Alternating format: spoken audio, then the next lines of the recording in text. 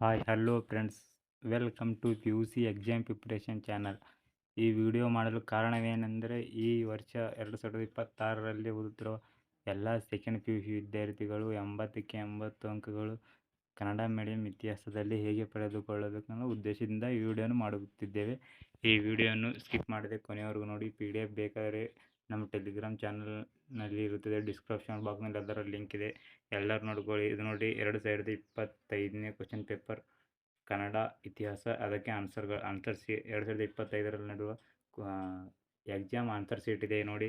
ಇವರೆಲ್ಲ ನೋಡಿ 10ಕ್ಕೆ 10, 16 ಎಲ್ಲ ಹ್ಯಾಂಗೆ ತೊಗೊಂತಾರೆ. ಇದೇ ಥರ ನೀವು ಸಹ ಈ ವರ್ಷದಲ್ಲಿ ಸಾಧನೆ ಮಾಡಬೇಕೆಂದು ನಿಮ್ಮಲ್ಲಿ ಕೇಳ್ತಿದ್ದೇನೆ. ಯಾರಿಗೆ ಬೇಕಿದೆ ಅವರು ನೋಡಿ, ಹಾಗೆಯೇ ನಿಮ್ಮ ಫ್ರೆಂಡ್ಸ್ಗಳಿಗೆ ಸಹ ಶೇರ್ ಮಾಡಿ. ವಿಡಿಯೋವನ್ನು ಪ್ರಾರಂಭ ಮಾಡೋಣ. ರೋಮನ್ ಅಂಕಿ 1ರಲ್ಲಿ ಅದು ಅದೊಂದು ಪೇಪರ್ ಗ್ಯಾಪ್ ಆಗಿದೆ, ಅದು ಬಂದಿಲ್ಲ. ಹಾಗಾಗಿ ರೋಮನ್ ಅಂಕಿ 3ರಿಂದ ಪ್ರಾರಂಭ ಮಾಡೋಣ. ರೋಮನ್ 11 ದಯಾನಂದ್ ಸಾಹನಿ ಹರಪ್ಪ ಶೋಧನೆ. ಹೀಗೆ ಬರೆಯಬೇಕು ನೋಡ್ರಿ, ಎಲ್ಲರೂ ನೋಡಿಕೊಳ್ಳಿ, ಇದೇ ತರಹ ಬರೆಯಿರಿ. ಹಾಗೆ ರೋಮನ್ ಅಂಕಿ 4 ಮೆಗಸ್ತನೀಸ್ ನಾಸಿಕ ಗುಹಾ ಶಾಸಕ. ಇದು ನೋಡಿ 1 ಅಂಕ ಪ್ರಶ್ನೆಗಳಿಗೆ ಸಹ ಹೀಗೆ ಬರೆಯಿರಿ. ಎಲ್ಲ ನೋಡಿ 5ಕ್ಕೆ 5 ಅಂಕಗಳು ಹೇಗೆ ಕೊಟ್ಟಿದ್ದಾರೆ. ಒಂದೇ ಪೇಜ್ನಲ್ಲಿ 10 ಅಂಕ ತೊಗೊಂಡಿದ್ದಾರೆ ನೋಡಿ. ಇದೇ ಥರ ಬರೀರಿ. 1 ಅಂಕ ಎಲ್ಲೇ ಮಿಸ್ ಮಾಡಬೇಡಿ. ಹಾಗೆಯೇ ರೋಮನ್ ಅಂಕಿ 12ನೇ ಪ್ಯಾಲಿಯೋ ಎಂದರೆ ಹಳೆಯ, ಅಧಿಕ ಎಂದರೆ ಶಿಲಾ, ಪ್ಯಾಲಿಯೋ ಎಂದರೆ ಹಳೆಯ ಶಿಲಾಯುಗ. ಪ್ಯಾಲಿಯೋಲಿಥಿಕ್, ನಿಯೋಲಿಥಿಕ್ ಇದು ಇಂಪಾರ್ಟೆಂಟ್ ಕ್ವಶನ್ ಆಗಿದೆ. ಹಾಗೆ ಇವು ನೋಡಿರಿ, ಶ್ವೇತಾಂಬರ, ದಿಗಂಬರ, ಪಂಗಡಗಳು, ಕುಟುಂಬ ಶೋಧನ, ಧರ್ಮಸ್ಥೆ, ಇವು ನೋಡಿ ಎಲ್ಲ ನೋಡ್ಕೊಳ್ಳಿ. ಇದೇ ತರಹ ಕ್ವಶನ್ಗಳು ಕೊಟ್ಟಿರ್ತಾರೆ, ಇದೇ ತರಹ ಬರೆಯಿರಿ. 80ಕ್ಕೆ 80 ಅಂಕ ಪಡೆದುಕೊಳ್ಳುತ್ತೀರಿ. 28ನೇ ಕ್ವಶನ್ ಸಹ ನೋಡಿ ಆನ್ಸರ್ ಹೇಗೆ ಬರ್ತದೆ. ಇದು ಸಹ 2 ಅಂಕದಾಗಿರುತ್ತದೆ. ಎಲ್ಲವನ್ನು ನೋಡ್ಕೊಳ್ಳಿ, ಇದೇ ತರಹ ಬರುತ್ತದೆ. ಇದೇ ತರಹ ಬರೆಯಿರಿ. 80ಕ್ಕೆ 80 ಪಡೆದುಕೊಳ್ಳಬಹುದು.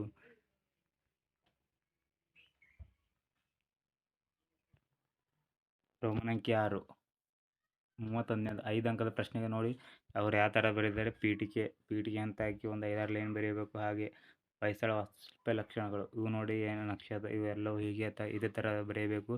ಇದೇ ಥರ ಬರೆದ ನಂತರ 5ಕ್ಕೆ 5 ಕೊಡ್ತಾರೆ. ಹಾಗೆ ಏನೋ ಇದೆ ನೋಡಿ, ಇದು ಸಹ ಅದರದೇ ಇದೆ ನೋಡಿ ಆನ್ಸರ್. ಇದೇ ಥರ 2 ಅಥವಾ 3 ಪೇಜ್ ಬರೀರಿ. ನಿಮಗೆ 5ಕ್ಕೆ 5 ಅಂಕ ಕೊಡ್ತಾರೆ, ಇಲ್ಲಾಂದರೆ ಕಡಿಮೆ ಕೊಡುವ ಮಾರ್ಕ್ಸಸ್ ಇರುತ್ತದೆ ನೋಡಿ ಅವರು ಯಾವ ಥರ ಬರೆದಿದ್ದಾರೆ. ಹಾಗೆ ಉಪಸಂಹಾರವು ಸಹ ಹಾಗೆ ಕೊನೆಯಲ್ಲಿ 5ಕ್ಕೆ 5 ಅಂಕ ಕೊಡುತ್ತಾರೆ. ಉಪಸಂಹಾರ ಪೀಠಿಕೆಗೆ 2 ಮಾರ್ಕ್ಸ್ ಕೊಡುತ್ತಾರೆ. ಹಾಗೆ ವಿವರಣೆ ಏನೇನು ಪಾಯಿಂಟ್ಸ್ಗಳು ಅವಕ್ಕೆ ಒಂದು 3 ಮಾರ್ಕ್ಸ್ ಕೊಡುತ್ತಾರೆ 5 ಅಂಕದಲ್ಲಿ. ಹಾಗೆ ನಮ್ಮ ಮುಂದೆ ನೋಡೋಣ. 32ನೇ ಕ್ವಶನ್ ರಾಮಾನುಜಾಚಾರ್ಯರ ಜೀವನ ಮತ್ತು ಬೋಧನೆ. ಇದಕ್ಕೆ ಸಹ ನೋಡಿ ಪೀಠಿಕೆ ಹೆಂಗೆ ಬರೆದಿದ್ದಾರೆ. ರಾಮಾನುಜಾಚಾರ್ಯ ಜೀವನ ಇದೇ ಥರ ಹಾಕಿ ನೀವು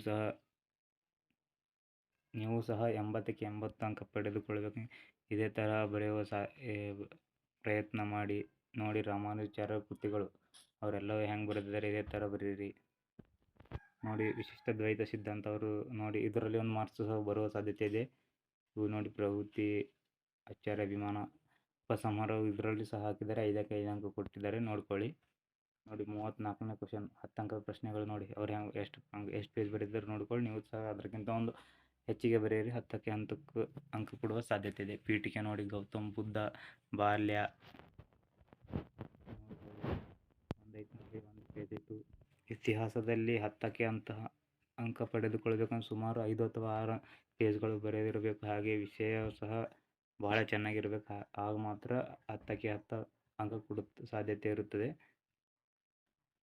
ವೃದ್ಧ, ರೋಗಿ, ಶವ, ಸನ್ಯಾಸಿ, ಇವು 4 ಘಟನೆಗಳನ್ನು ನೋಡಿ ಅವನು ಸನ್ಯಾಸಿ ಪಾಠವನ್ನು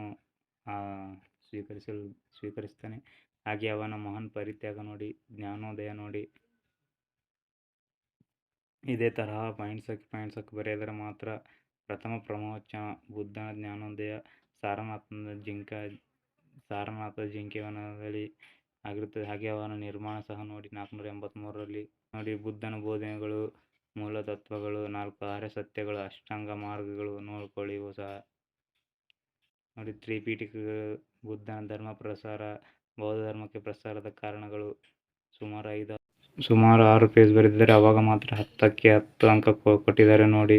ಉಪಸಂಹಾರ ಇದಕ್ಕೆ ಸಹ ಹಾಕಬೇಕು. ಇದರಲ್ಲಿ ಸಹ 1 ಅಂಕ ಕೊಡ್ತಾರೆ, ಇಲ್ಲಾಂದರೆ ಕಟ್ ಮಾಡೋ ಸಾಧ್ಯತೆ ಇರುತ್ತದೆ. ಇದು ನೋಡಿ 37ನೇ ಕ್ವಶನ್ ಭಾರತದ ಮೊದಲ ಸ್ವಾತಂತ್ರ್ಯ ಸಂಗ್ರಾಮ. ಇದರಲ್ಲಿ ಸಹ ಪೀಠಿಕೆ ಇದೆ ನೋಡಿ.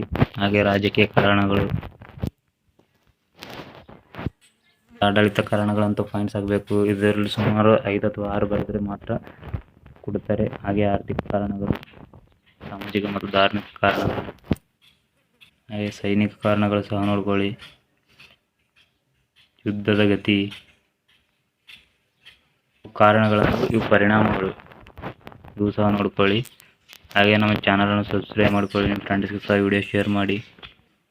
ಇದು ಸಹ ನೋಡ್ಕೊಳ್ಳಿ. ನೋಡಿ, ಉಪಸಂಹಾರ ಇದಕ್ಕೆ ಸಹ ಬರೀತಾರೆ. ಅವಾಗ ಮಾತ್ರ 10ಕ್ಕೆ ಸುಮಾರು 6 ಪೇಜ್ ಆದರೂ ಬರೆಯಬೇಕು. 10ಕ್ಕೆ 10 ಅಂಕ ಬೇಕಂದರೆ.